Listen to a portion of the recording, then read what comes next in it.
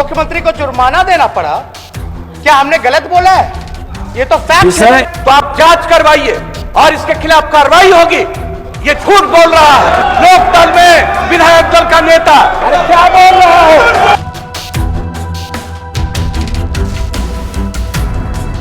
और आप किसके समर्थक हैं? मैं आपको डायरेक्ट पूछ रहा हूं।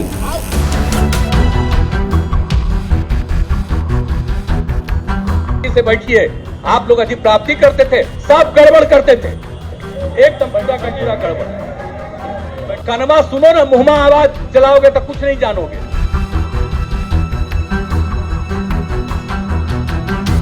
हम तो नियम जान ही रहे। बैठिए, तू तो बैठ ही रहे सर, लेकिन नियम जानिए। आप क्यों नहीं बताते हैं भाई? नहीं कैसे महोदय, आप बताते क्यों नहीं है? इस तरह की बात करना है रोज रोज। बैठिए, पूरा पूछा जाता है। मैं नहीं बोलता। अरे भाई हम बोल रहे हैं, बीच में बोलिएगा क्या? माननीय मंत्री मुख्यमंत्री जी बोल ये भी कोई तरीका है? आप सुनोगे नहीं कोई?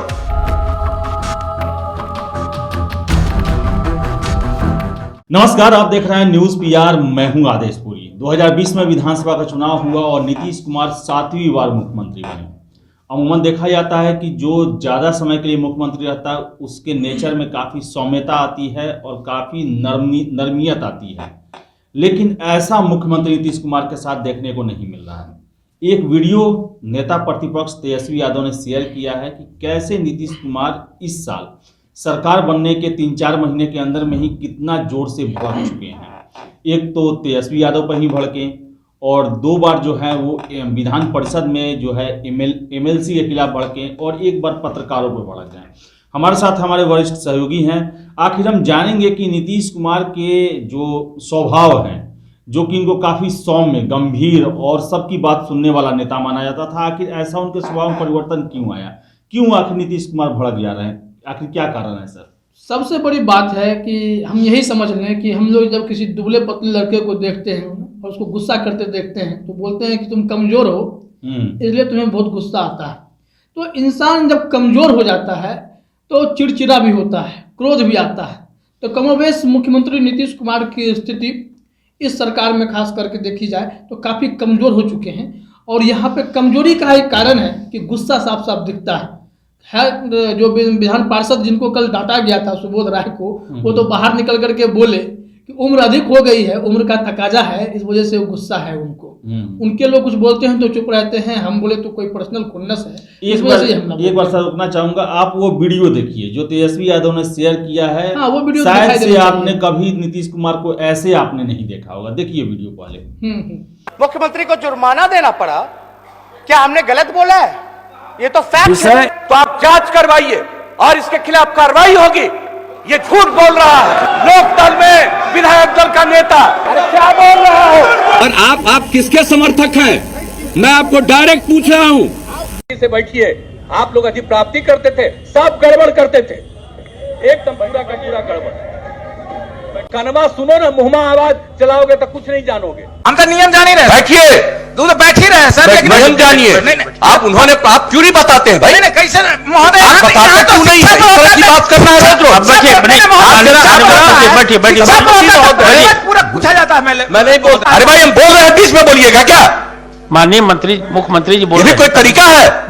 आप सुनोगे नहीं कोई? तो सर क्या बोल रहा था, आगे बोला था। हाँ, तो मैं वही कह रहा था कि आप जितने भी इस क्लिप में देखे होंगे, अचानक से नीतीश कुमार रिएक्ट करने लगते हैं, क्योंकि ये वो नीतीश कुमार हैं जो 2013-14 तक बेस्ट नीतीश कुमार थे। ऐसे नीतीश कुमार जिन्हें पीएम फेस के रूप में देखा जाने लगा था, नरेंद्र मोदी से सीधे तुलना होने लगी थी, और अब स्थिति ऐसी है वो नरेंद्र मोदी के कहा जाए तो नीचे काम कर रहे हैं, क्योंकि प्रधानमंत्री वहां बैठे हुए हैं और 2-2 बार से प्रधानमंत्री बने हुए हैं। नीतीश कुमार की जो महत्वाकांक्षा थी वो अधर में रह गई। वो नहीं चाहते थे कि नरेंद्र मोदी पीएम बने, वो इसके लिए एनडीए से गठबंधन तक तोड़ लिए। बाद में कितना सारा तमाशा हुआ, उसी बीच से नीतीश कुमार कमजोर होते चले गए। उनकी सीटें जो है लोकसभा में कम हो गई, इस्तीफा देना पड़ा। मजबूरी में जीतन राम मांझी को आगे किए। जीतन राम मांझी भी जो है वो जब बागी होने लगे तो उन्हें भी हटाना पड़ा, फिर मुख्यमंत्री बने। अब सबको रोकना था तो उसके लिए लालू यादव से हाथ मिलाए, जिसे हाथ मिलाना वो चाहते नहीं थे, वहां हाथ मिलाए। फिर उसके बाद देखिए घटनाक्रम देखते जाइए, वो कमजोर होते गए। 2017 आते आते लालू यादव से भी वो उब चुके थे। वहां पर जाकर के उन्होंने तेजस्वी यादव का बहाना लेकर के, सुशील मोदी के बैक टू बैक खुलासे का सहारा लेकर के वो उस महागठबंधन से बाहर निकलने में सफल रहे। और जिसको वो ताना मारते रहे, सुनाते रहे, जिस बीजेपी को, फिर उसी के साथ गठबंधन करके मिट्टी में मिल जाएंगे, भाजपा में नहीं जाएंगे, तो वो वहां पे आए, फिर से सरकार बनाई। तब लगा कि अब सब कुछ ठीक है।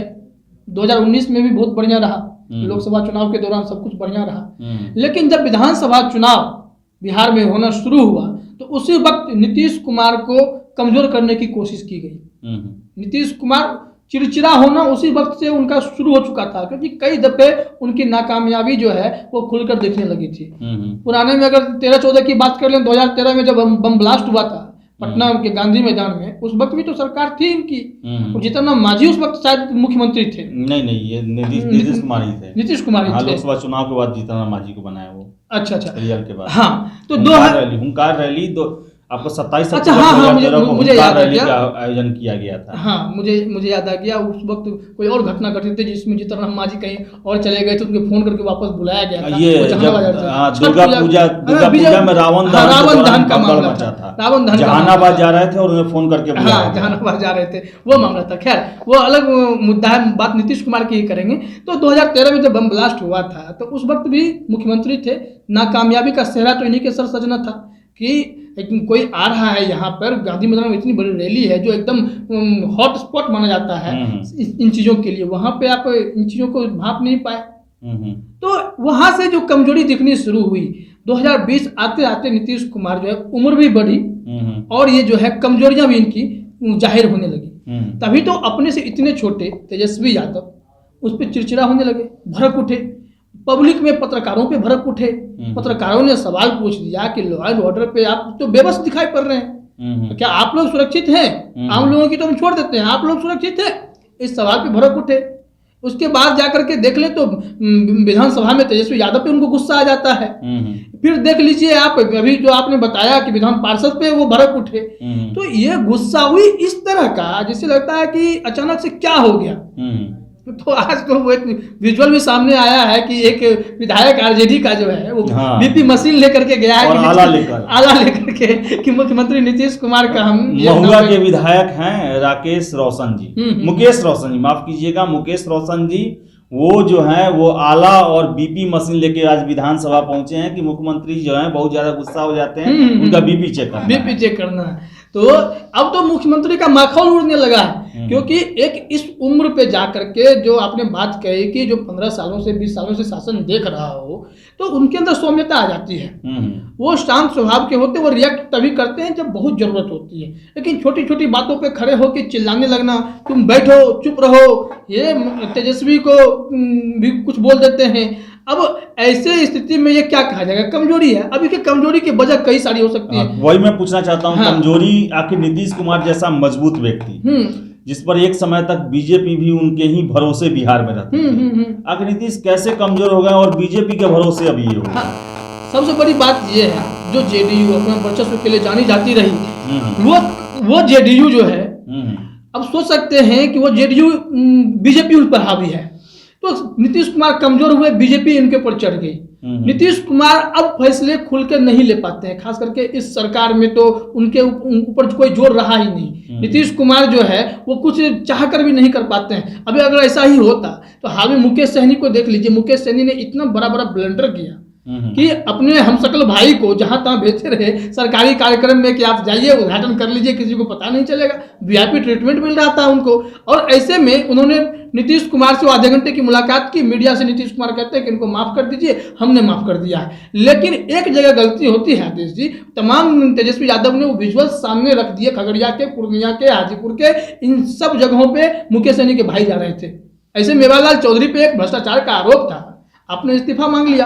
आपकी जब 2017 में तेजस्वी यादव पे आरोप लगने शुरू हुए, तेजस्वी यादव से आपने सफाई मांगी, तेजस्वी ने सफाई नहीं दी तो आपने सरकार गिरा दिया।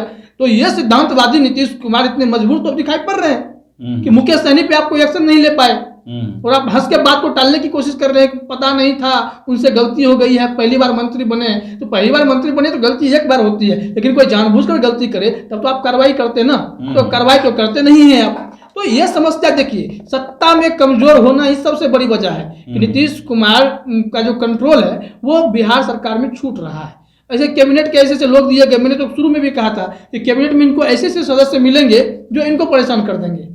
अब मुकेश सहनी को ही देख लीजिए, और ऐसे कई चेहरे जो फर्स्ट टाइम बने हैं जिनसे परेशानी हो सकती है। हाल में एक रिपोर्ट पढ़ रहा था कि विधानसभा में और विधान परिषद में जो नेता जा रहे हैं, सूट बूट में तो जा रहे हैं, लेकिन जवाब क्या देंगे प्रश्नों के, उसके लिए फाइल में ढंग से तैयारी करके नहीं आते हैं। उसके लिए कौन जवाबदेह है? आप सुबोध राय को डांट रहे हैं, नियम कानून समझा रहे हैं, लेकिन अपने मंत्रियों को भी तो समझाएंगे कि सिर्फ सूट बूट से काम नहीं चलेगा। तो नीतीश कुमार की कमजोरी वही होगी। लॉ एंड ऑर्डर को देख लीजिए, ये इनके कंट्रोल में नहीं है। आप पिछले 1-1.5 साल से सुन रहे होंगे कि बैक टू बैक घटनाएं जो हम लोग एनसीआरबी की रिपोर्ट देखते हैं या स्टेट क्राइम की जो रिपोर्ट देखते हैं या बिहार पुलिस की रिपोर्ट देखते हैं, इन सब की रिपोर्ट में यही पता चलता है कि क्राइम का ग्राफ लगातार बढ़ ही रहा है। चाहे रेप की घटना हो, लूट हो, डकैती हो, मर्डर हो, मर्डर तो बेहिसाब बढ़ने लगा है। और एक मैं प्रश्न आपको टोकना चाहूंगा, नीतीश कुमार यही है 2016 में हर एक महीने क्राइम रेट लेकर आते थे शराबबंदी को दिखाने के लिए कि शराबबंदी से क्राइम घटता है, उनका तर्क था। लेकिन अब क्राइम के प्रश्न पर वो भड़क जाते हैं। बिल्कुल भड़कना ही पड़ेगा, क्योंकि शराबबंदी जिस बात के लिए उन्होंने कहा था कि महिलाओं ने कहा कि मेरे पति जो है डोमेस्टिक वायलेंस करते हैं या शराब पी करके रोड सड़क हादसा बहुत हो रहा है, या कई तरह के उन्होंने तर्क दिए कि इससे जो है क्राइम जो है वो ग्राफ गिरेगा।